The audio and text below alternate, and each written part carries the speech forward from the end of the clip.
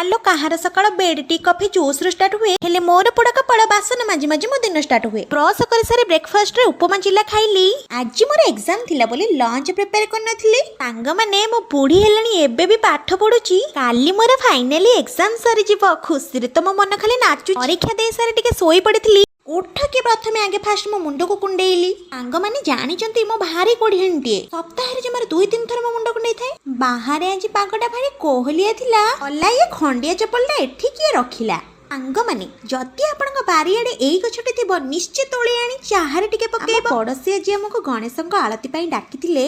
जाओ जाओ मो स्वामी ओ पोंको मुंडरे गोटे टोपी पिंढी दिले। अति सुंदर भाबे गणेशंक आळती हैला। स्वामी को मध्य गणेशंक आळती करि पई सुजोग मिलिथिला। सांग माने मो कालीर वीडियो रे आपण माने मते बहु मात्रा रे भल पाइबा दैछंती।